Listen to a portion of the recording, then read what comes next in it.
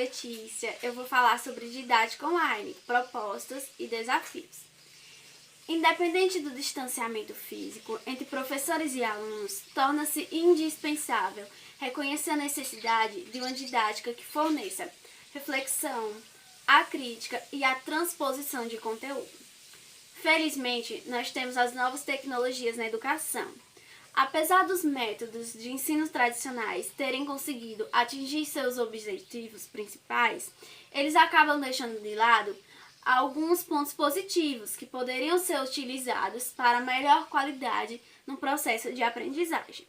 Vencer uma cultura de educação presencial torna-se um desafio não apenas para os professores, mas também para os alunos, que têm que ter uma autonomia responsável para saber lidar com essa não presencialidade dos professores.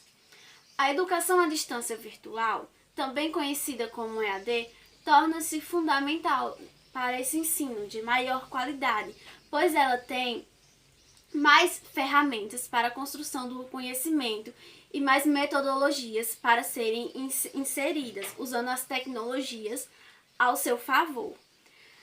Existem problemas tanto na educação presencial quanto na educação EAD. A questão é entrar num relacionamento de qualidade entre professores e alunos, ter uma relação confiável entre eles, porque atrito existe tanto na EAD quanto na presencial. O que tem que ser estabelecido é uma relação confiável entre professores e alunos para uma melhor harmonia e a facilitação do processo de aprendizagem.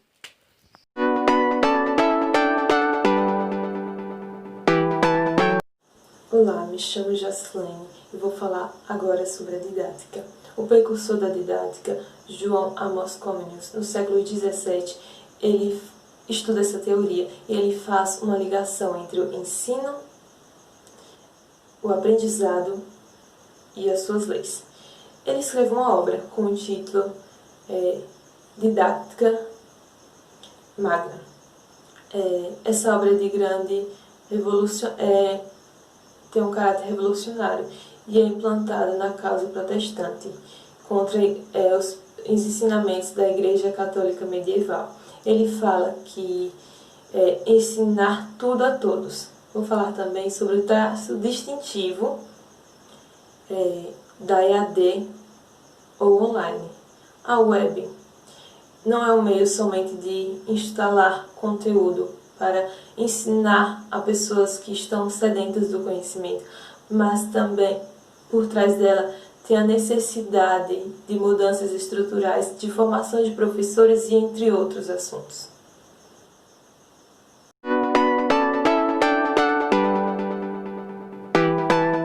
Eu sou a Marta dos Santos Carvalho, eu venho falar com vocês sobre a interação didática online. É de conhecimento que estamos vivendo em um mundo de pandemia, onde várias áreas foram afetadas, principalmente a área da educação, onde teve que substituir o modo presencial para o modo virtual. Sim, foi um desafio muito grande. Professores, coordenadores, diretores, secretários da educação se reuniram virtualmente para decidir como é que seriam essas aulas online. E sim, teve uma preocupação muito maior. E para aqueles alunos que não têm acesso à internet em suas casas, como é que ficaria? Ficaria sem estudar? Lógico que não. Professores, juntamente com os seus coordenadores e diretores, se reuniram para fazer essas atividades, digitar e entregar para os diretores, onde o diretor ficaria responsável de selecionar cada aluno que não tinha acesso à internet em suas casas para poder entregar essas atividades e orientar em algum caso se fosse preciso, pois eles não tinham nenhum meio de comunicação com os professores para perguntar: professor, como é essa atividade? Não, eles não tinham. Sim, foram feitas as atividades e foram entregues. Para os outros alunos também foi muito desafio. Você está no modo presencial e de repente ir para o modo virtual, sem nenhum preparo. Mas, graças ao avanço da tecnologia, está muito avançado, tem várias ferramentas eficazes para poder explorar, está conseguindo sim manter essas atividades em dias para não perder esse ano letivo de 2020.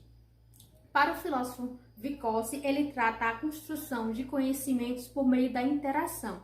Então, vamos sempre estar interagindo para ter um meio de conhecimento muito eficaz, que é o ensino e aprendizagem, que é um modo de estar sempre buscando novos conhecimentos e novas aprendizagens.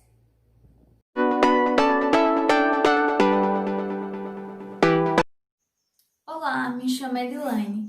As estratégias de ações didáticas devem ser adaptadas às novas formas de ensino virtual.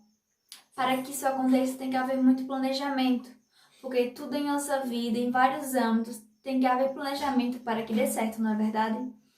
Quando juntamos essa relação de tecnologia e educação, temos que pensar de forma ampla e extensa, porque temos que entender que tem que haver uma didática que busque novos meios, que busque amplitudes, que busque exemplo, busque base para que aconteça de forma adequada e vigente. Quando a gente pensa em EAD, em educação à distância, muitos questionam que o papel do professor é deixado de lado, que ele não precisa mais passar informação de forma adequada, mas isso é engano.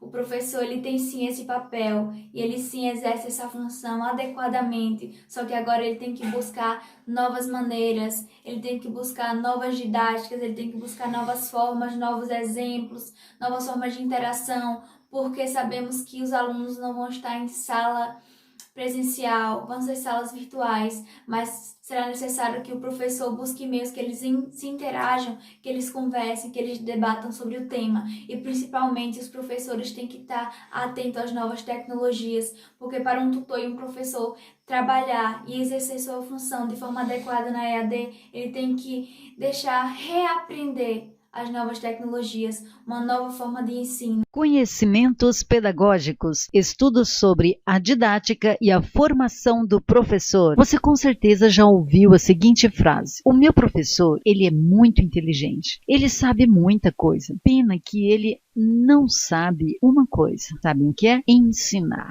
Ou então assim, a minha professora é muito inteligente também, tem muitos conhecimentos, mas sabe o que ela não tem? Didática. Isto mesmo, didática. Estas frases são muito comuns. Em nosso estudo, vamos ver a importância de um professor ter conhecimento e também didática para atingir o sucesso e a eficiência no processo ensino e aprendizagem. Didática vem do grego e significa a arte de ensinar. Por isso que algumas instituições, quando vão selecionar seus professores, além da prova escrita para avaliar os conhecimentos, e esta avaliação pode ser objetiva ou dissertativa, as instituições fazem também uma prova prática para avaliar se realmente o professor tem esse dom para o ensino. 3 aspectos são importantes na formação do professor: a formação teórico-científica, a formação didática e a formação prática. Podemos dizer também que a formação do professor abrange 2 dimensões: a dimensão teórico-científica e a dimensão chamada dimensão técnico-prática. A formação teórico-científica está relacionada ao conhecimento da disciplina que o professor irá lecionar.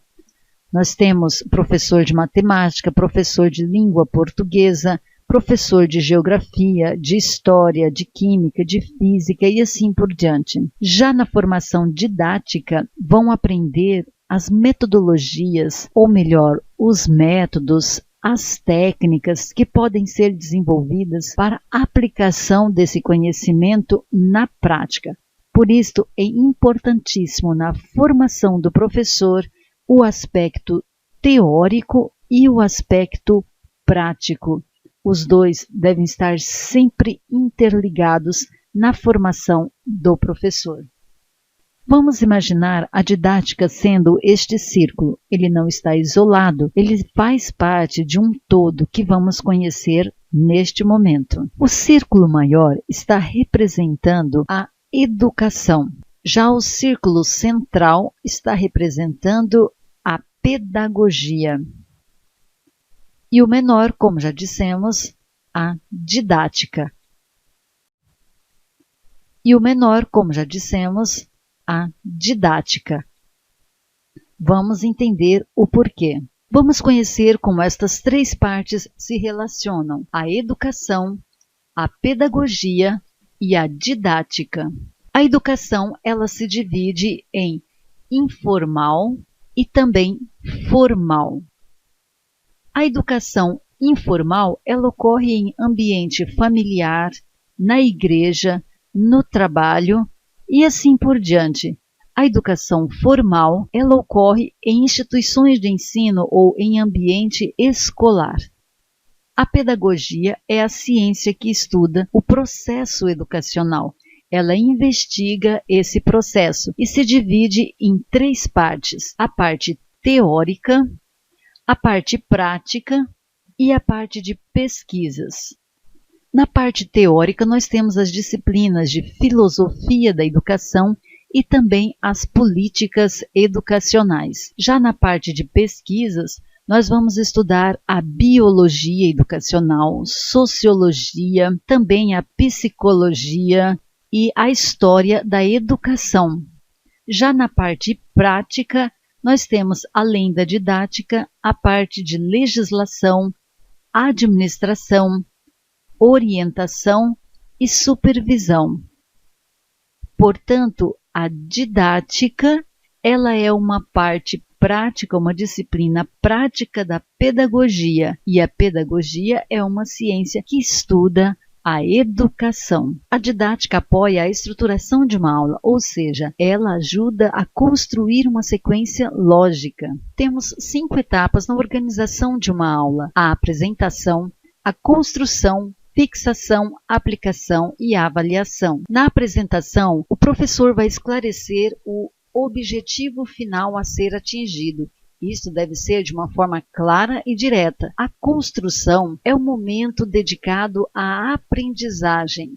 Aqui é onde o professor vai estar construindo um novo conhecimento com os alunos. Já a fixação e a aplicação são exercícios, atividades em que os alunos irão encontrar uma aprendizagem significativa e também prática, para que possa ter sentido para a sua vida. A avaliação está relacionada aí à verificação de aprofundamento ou de revisão daquele conteúdo. Mas qual o objeto de estudo da didática? Nós temos aqui para a sua vida. A avaliação está relacionada aí à verificação de aprofundamento ou de revisão daquele conteúdo. Mas qual o objeto de estudo da didática? Nós temos aqui a resposta: o processo de ensino e aprendizagem. Observem que alguns colocam apenas ensino, porque acreditam já automaticamente estar envolvido a aprendizagem. Outros acrescentam aqui conteúdos de ensino ou conteúdos escolares. O importante é que quando ouvirmos falar de objeto de estudo da didática, nós temos que lembrar desse binômio ensino e aprendizagem. Algumas questões fazem parte deste processo ensino-aprendizagem, como por exemplo, quem ensina? O professor. A quem se ensina? O aluno. Lembrando que na relação professor-aluno, o aluno também ensina e o professor também aprende. Outra questão é por que se ensina? Quais os objetivos que queremos atingir? Quais os conteúdos que devem ser trabalhados para se atingir os objetivos? E de que forma vamos estruturar e trabalhar este conteúdo para atingir o sucesso? Em que sociedade, em que ambiente, em que cultura ele se dará? Vamos recordar. Objeto de estudo da didática é o processo ensino e aprendizagem. Agora, os elementos e os componentes da didática são aluno, professor, objetivos, conteúdos, estratégias e ambiente. O Instituto Machado de Assis aplicou a seguinte questão: a didática destaca-se como estudo fundamental na formação do professor. Caracterizam-se como objetos de estudo da didática: letra A, currículo, metodologia e planejamento. Letra B, aspecto psicossociais do aluno, trabalho docente e plano educacional. Letra C, conteúdos escolares, ensino e aprendizagem. Letra D, docência e psicologia escolar. e educando? Se pararmos para pensar, a didática envolve todos estes itens, mas aqui na pergunta está dizendo assim: quais os objetos de estudo da didática? Se falamos sobre objetos, temos que lembrar das duas palavras-chave: o ensino e a aprendizagem.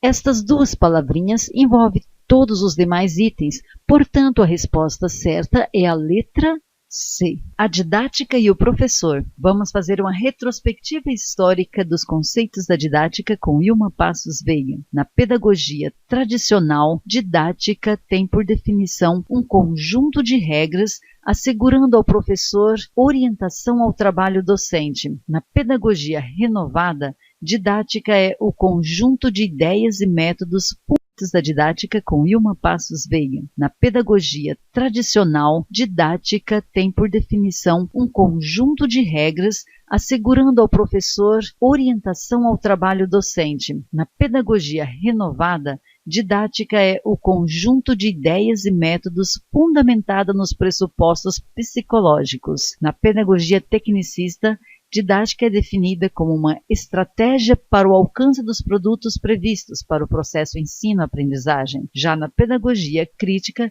didática é definida como conjunto de ações para associar escola, sociedade, teoria prática e professor-aluno. Na pedagogia tradicional, o centro do processo de ensino é o professor.